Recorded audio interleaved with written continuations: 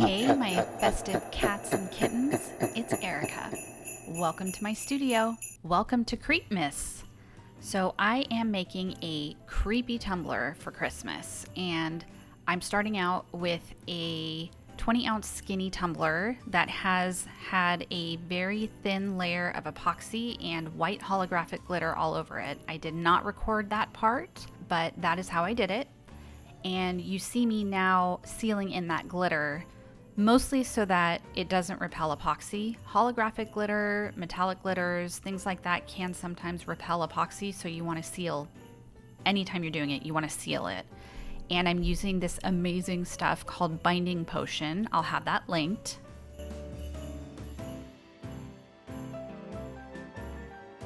I used less than 5 milliliters of epoxy in order to pour this glitter on. You don't want to soak it in epoxy. It actually will end up looking really weird. But this binding potion is awesome. I use it to seal in decals, seal in glitter. I'm pretty sure I could use it to seal like outdoor things too. It's awesome. So I'm going in with a coat of epoxy, and you can see my other tumbler there as well spinning. I used about 20 milliliters total. I'm just coating that holographic glitter so that it's nice and smooth for the application of my Waterslide decals.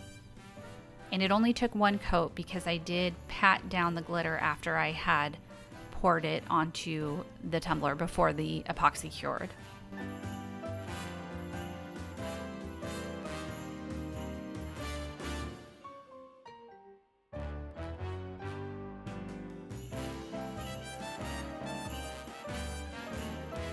Here I am, popping bubbles.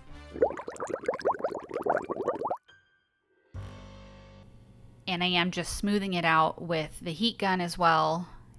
And I'm cleaning off the rim so that I don't have to clean up any epoxy later. So here it is all done. You can see it's nice and shiny. And these are Waterslide decals that I printed at home on my laser printer. So this is basically temporary tattoo. It works exactly the same way. I just printed out the file I found on Creative Fabrica. Yeah, you need to make sure that you have it face down. I don't know how I missed that. I'm really busy. We're gonna say it's that. But I just take a wet washcloth and I use lukewarm water. I soak it, let it sit, and you just slide the backing off. And you'll know it's ready because it slides off pretty easily. And the trick to these is don't lift it. You want to only slide it. I do end up accidentally lifting one of them and it never quite recovers. I end up sort of camouflaging it, so it's okay, but it's much better if you don't lift at all and just slide. And then I take the dry part of the washcloth and I dry it all off and smooth it out with that. Because we do it face down, the ink is actually on the side that's touching the tumbler. So it's much more difficult than normal to mess up the ink. But I did seal these on the cup with the binding potion again. You'll see that later.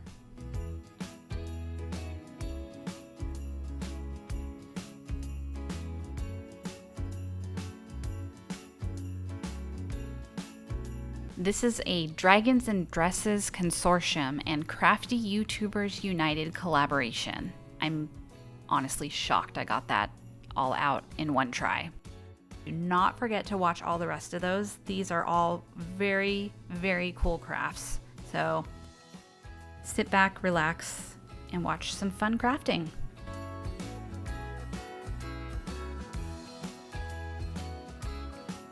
I don't end up using all of the decals, but I do use, I think, all but 2.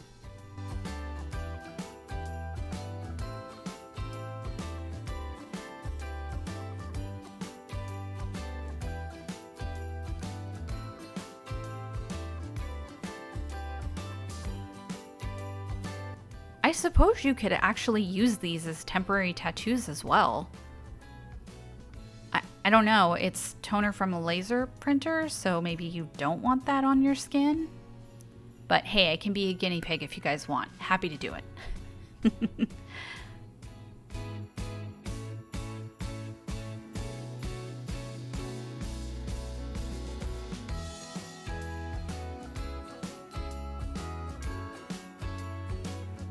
Now the reason I did a white tumbler is because the Waterslide decals are clear. They're very transparent, so the only way you can really see them is on a very, very light background. And this is a pair of Christmas tree earrings that I ordered from Temu, and I'm actually going to use this as a cup charm.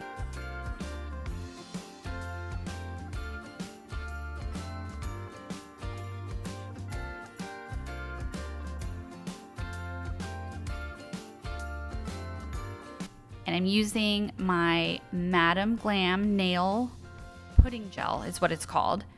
It's basically a polish but thicker, and I am making red snowfall on the edges of the tree.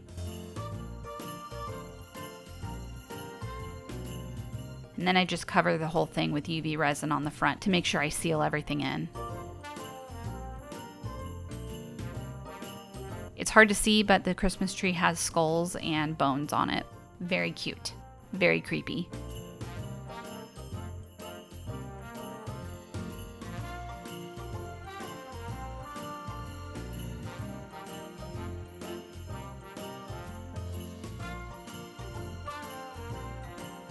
Here's that binding potion again. You can see I'm just starting from the center and very gently using my paintbrush to spread that out to the edges, and that will prevent this from lifting when I put on the resin. And it also will protect it so that as the resin heats up and cures, it doesn't mess up the decal. Again, this binding potion stuff is like magic. I highly recommend it if you ever need to do things where you're sealing in items that you need to have sealed before a coat of resin or things like that.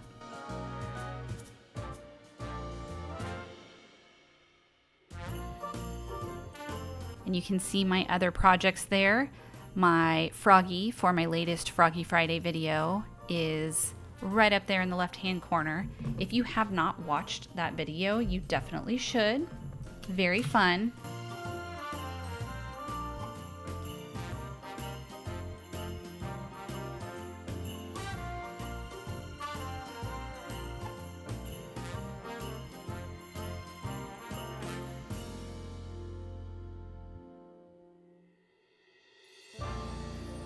Okay, and I am making a drip on here. I usually use the puff paint, but I've heard that you can use hot glue to do it as well, so I thought, why not give it a try? And it actually turned out pretty cool. I do think it resembles candle wax more than like a blood drip, but I think it worked, and I definitely want to try this again.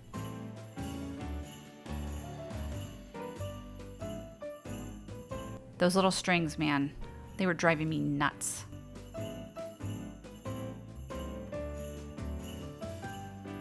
Why is my head always in shots? Every time.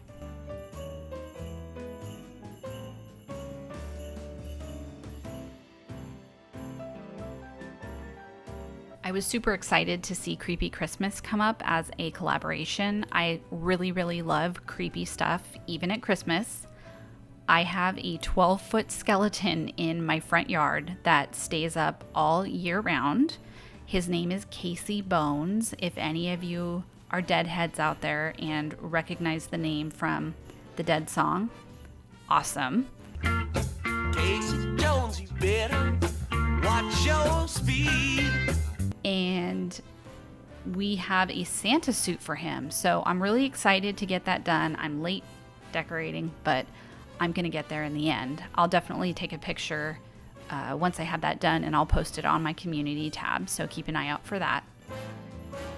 I had wanted this to look translucent like blood, so I had tried using red alcohol ink, and it didn't color the glue enough. So I decided to go ahead and just use the acrylic paint like I do for the drips I do with the puff paint, and it worked out nicely.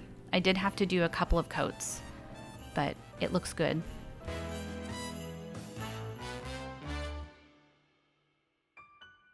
And I do end up trimming the top of the drip around the rim. You definitely don't want that going over the rim. The lid won't seat properly if you do that.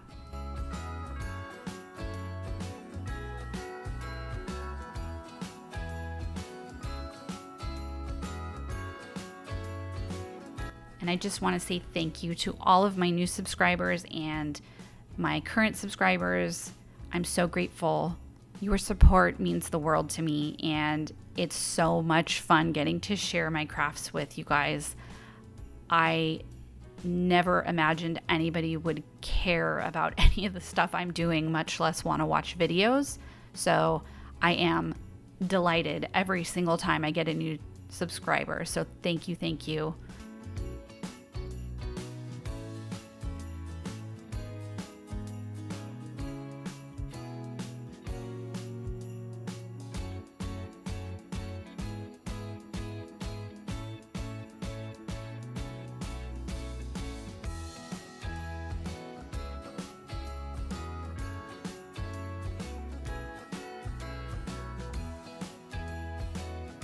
I am going in with my next layer of epoxy, and this is where I'm sealing in the glue drip and all of the decals, and it's just regular setting 1-to-1 epoxy.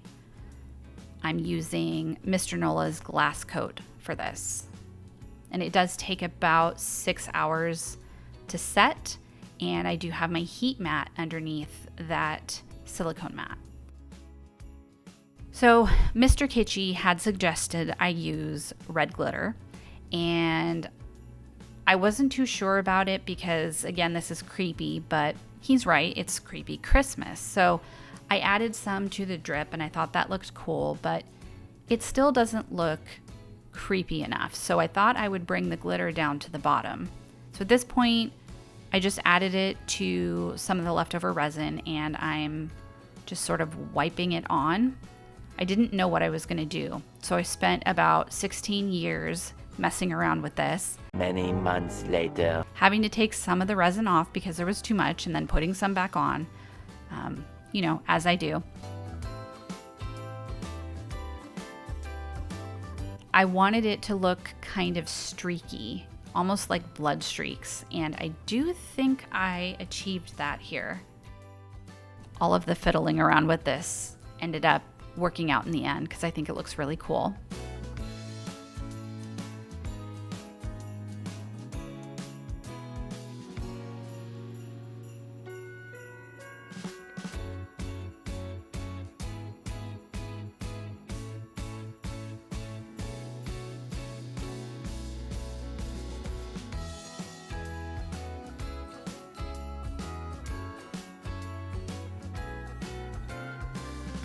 Here it is, all done.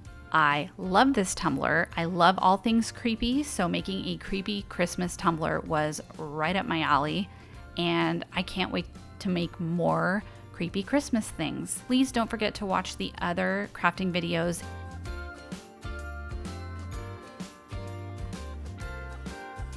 Thanks so much, and I hope everyone has a great holiday. Thanks so much for watching. Stay festive, cats and kittens, and I'll see you soon.